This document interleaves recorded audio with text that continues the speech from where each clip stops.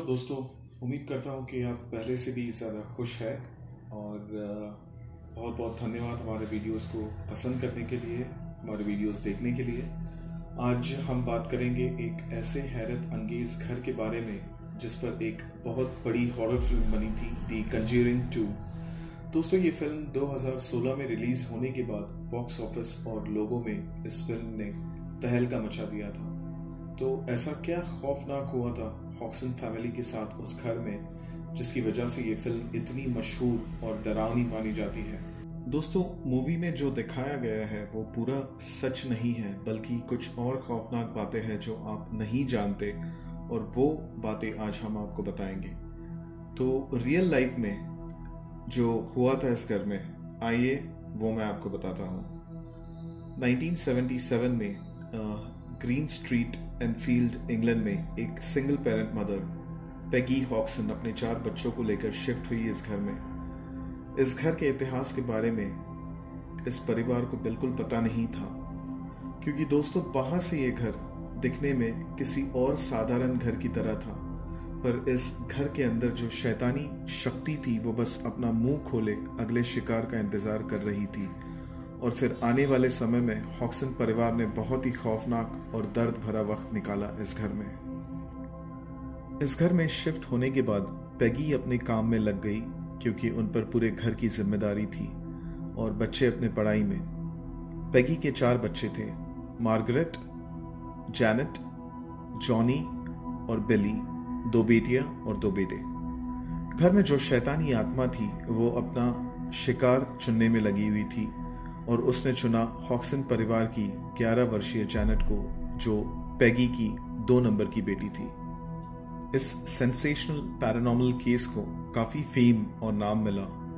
हॉक्सन परिवार ने इन घटनाओं के बाद जो अपने इंटरव्यू में मीडिया को, पैरानॉर्मल इन्वेस्टिगेटर्स और वॉरेन को वर्णन दिया, उसके अनुसार शुरुआत में कुछ ऐसे हुआ कि अगस्त 30, 1977 की रात को जैनेट अपनी बहन के साथ अपने बेडरूम में थी, और अचानक क्लोजेट्स और टेबल के ड्रॉर्स अंदर बाहर आना शुरू हो गए, और दीवारों से कुछ अजीब आवाजें आ रही थी।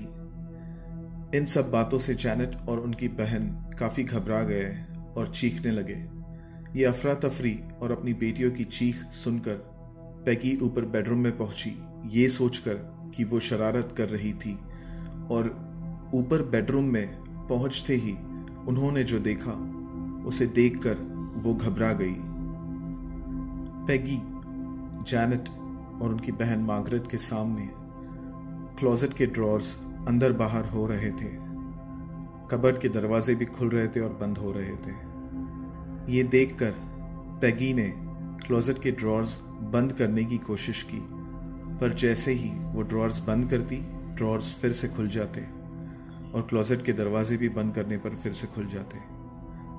2 से 3 बार पेगी ने कोशिश की इन्हें बंद करने की, और जब फाइनली उन्होंने बंद करने की कोशिश की, शायद तीसरी या चौथी बार, तब ये बाहर की तरफ लॉक हो गए और अंदर नहीं जा रहे थे। इन चीजों से हॉक्सन परिवार काफी डर गया था, पर मां ने और दोनों बेटियों ने चुप रहने का फैसला किया।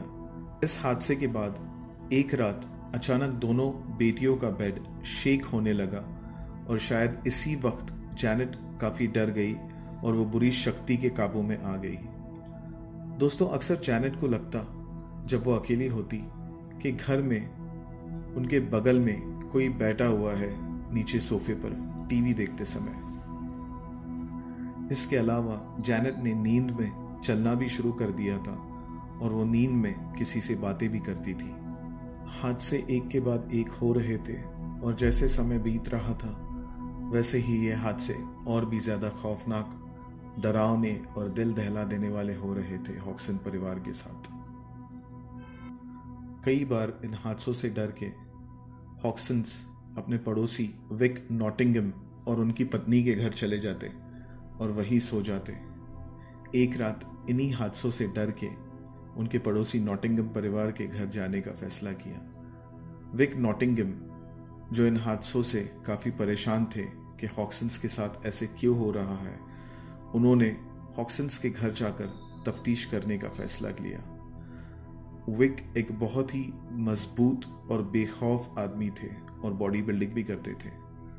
विक अकेले उस घर में गए एक रात।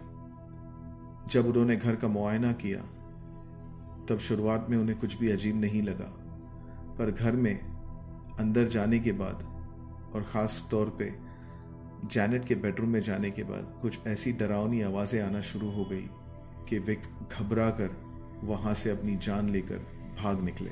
हॉक्सन परिवार उस रात विक के घर पर ही रुक गया और वहीं पर सो गए।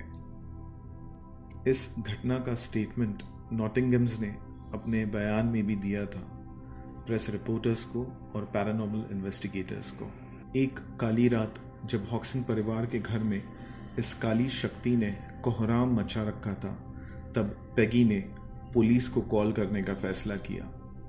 जब पुलिस छानबीन के लिए उनके घर पहुंची और इन्वेस्टिगेशन कर रही थी तब ज़्यादा कुछ अजीब नहीं लगा, पर फिर अचानक कुछ देर बाद जब हॉक्सन्स से बात करके पुलिस निकल रही थी, उसी वक्त सामने रखी कुर्सी, चेयर अचानक हिलने लगी और अपनी जगह से बिना किसी के हाथ लगाए कुछ फीट सरक गई।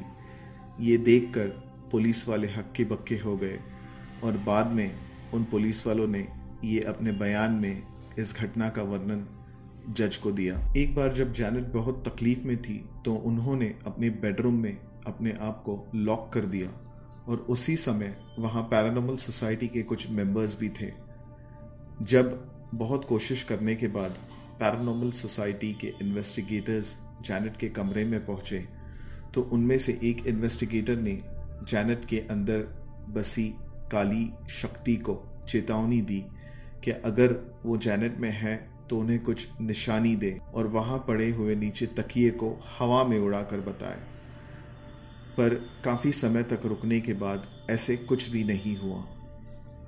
थोड़े समय बाद वो इन्वेस्टिगेटर घर के नीचे जाकर रुके, ठीक जैनेट के बेडरूम के खिड़की के नीचे, और कुछ ही देर बाद उन्होंने ये देखा कि जैनेट के खिड़की के बाहर वही तकिया हवा में उड़ रहा है और फिर अचानक उस फर्स्ट फ्लोर वाले बेडरूम विंडो से आकर उनके सर पर गिर गया। ये देखकर वो पैरानॉर्मल इन्वेस्टिगेटर वहां से घबरा के भाग गया। कई बार रात में एक अजीब सी आवाज आती थी घर के दीवारों से, जो नजदीक जाने पर ऐसे लगती जैसे कोई दर्द में कनार रहा हो। दीवार और दरवाजों से किसी के खटखटाने की, नॉक करने की भी आवाजें आती थी, जैसे कोई वहां काफी समय से कैद हो और बाहर आना चाहता हो। अक्सर बच्चों के खिलौने यहाँ वहां बिखर जाते, टूट जाते या फिर गायब हो जाते। घर में रखा सामान यहाँ वहां गायब हो जाता और फिर से अचानक अपनी जगह पर वापस आ जाता। कई बार घर में रखा हुआ फर्नीचर जैसे कि टेबल्स और चेयर्स उल्टे हो जाते और फिर सीधे भी अपने आप हो जाते। पूरे हॉक्सन परिवार के लोगों को अक्सर रात में सोते समय ऐसे लगता जैसे उनके बिस्तर के पास कोई खड़े हुए उन्हें देख रहा हो और बदन पर पूरे बाल खड़े हो जाते। एक बार जब जैनेट अपने बेडरूम में सो रही थी, तभी बेड के बगल में जो विंडो थी उसके कर्टन ने अचानक जैनेट को लिपट कर उसे चोक करने की कोशिश की और फिर जैनेट के चीखने पर उसकी माँ और बहन मार्गरेट ने आकर उसे छुड़ाया।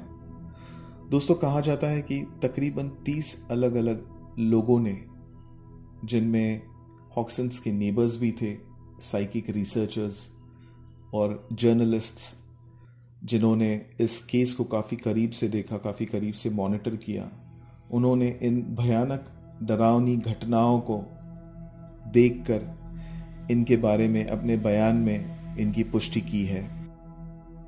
दोस्तों, ये भयानक कहानी कवर की गई थी डेली मेल और डेली मिरर में।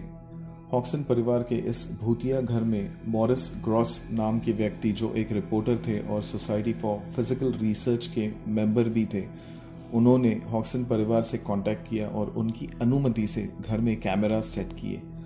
मॉरिस ग्रॉस ने जैनेट से एक बार इंटरव्यू में बात करने की कोशिश की और उसी समय उस आत्मा ने जैनेट द्वारा बताया कि उनका नाम था बिल विल्किंस, जो इस घर में पहले रहते थे और बूढ़ी उम्र के कारण उनकी दोनों आंखें चली गई थी और हैमरेज होने के कारण काफ़ी तकलीफ में थे वो, और उनकी मौत एक आम चेयर पर हुई थी जो नीचे हॉल में टीवी के बगल में रखी हुई थी।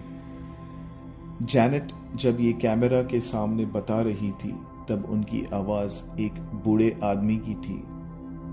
इन बातों की पुष्टि करने के लिए मॉरिस ग्रॉस ने उस आत्मा बिल विल्किंस के बेटे से कुछ दिनों बाद कांटेक्ट किया तो उन्हें पता चला कि ये सब बातें सच थी, जिसे सुनकर सबके रोंगटे खड़े हो गए थे। जैनेट अक्सर उसी आर्म चेयर पर जाकर बैठती थी बार बार जिस पर बिल विल्किंस ने अपना दम तोड़ा था। एक बार जब पैरानॉर्मल सोसाइटी के कुछ मेंबर्स हॉक्सन्स के घर आए तब पेगी पर अचानक वहां नीचे पड़े हुए ब्रिक से हमला हुआ। हवा में वो ब्रिक उड़कर उनके सर की तरफ आया और इस ब्रिक को हुक करके पेगी बच गई। 1978 में वॉरेंस को हॉक्सन परिवार के बारे में पता चलने के बाद उन्होंने इस घर और परिवार को विजिट किया और सारी बातों की पुष्टि की और कहा कि ये सब घटनाएं सत्य है और इस घर में जो काली शक्ति का प्रवास है वो शक्ति काफ़ी खतरनाक और भयानक है। सोसाइटी फॉर फिजिकल रिसर्च के मेंबर्स मॉरिस ग्रॉस और गाय लियोन प्लेफेयर ने बाद में अपनी किताब जिसका नाम था this house is haunted the true story of a poltergeist 1980 में इन सब घटनाओं का वर्णन किया और कहा कि ये सब घटनाएं सच थी। फाइनली इस घर में बहुत कठिन और खौफनाक समय काटने के बाद मीडिया, पैरानॉर्मल सोसाइटी और कुछ प्रीस्ट्स को बुलाकर इस घर की शुद्धिकरण की प्रक्रिया की गई, जिसके कारण ये आत्मा कुछ हद तक शांत हो गई, पर वही थी उसी घर में। और 2003 में जैनेट की मां पेगी हॉक्सन का देहांत हो गया उसी बिल विल्किंस वाली आर्म चेयर पर, और फिर उस परिवार ने ये घर छोड़ने का फैसला किया। अब हॉक्सन परिवार में सिर्फ 3 सदस्य जिंदा हैं, जैनेट, मार्गरेट और उनके भाई बिली। इस घर को हॉक्सन परिवार के बाद एक परिवार ने लिया जिनमें एक सिंगल मदर और उनके 4 बेटे थे। इस घर में उनके 2 महीने के स्टे में उस परिवार को अक्सर कुछ आवाज़ें आती थी और हमेशा किसी के साथ होने का आभास होता था। एक रात इस परिवार के 2 बेटे जब अपने बेडरूम में सो रहे थे, उनमें से एक बेटे की जब नींद से आंख खुली तो उन्होंने देखा कि एक आदमी उनके बिस्तर के पास खड़ा हुआ है और दूसरे ही दिन वो परिवार वो घर छोड़कर चला गया। कुछ पैरानॉर्मल सोसाइटी के रिसर्चर्स जो हॉक्सन परिवार के साथ काफ़ी करीब से इस केस पर काम कर रहे थे, उनका ये भी कहना था कि इस आत्मा को जैनेट और उनकी बहन मार्गरेट ने ओझा बोर्ड खेलते समय गलती से बुला दिया था। धन्यवाद दोस्तों इस वीडियो को पूरा देखने के लिए। अगर आपको वीडियो पसंद आया हो तो वीडियो को लाइक करें और अपने दोस्तों के साथ ज़रूर शेयर करें। अगर आपने हमारे चैनल स्पूकी बाबा की दुनिया पर सब्सक्राइब नहीं किया है अभी तक, तो नीचे दिए गए सब्सक्राइब बटन को जल्दी से दबाकर लाल से ग्रे करें और बेल आइकन पे क्लिक करके ऑल सेलेक्ट करें। दोस्तों, हमसे जुड़े रहने के लिए आपके कमेंट्स ज़रूर छोड़ें।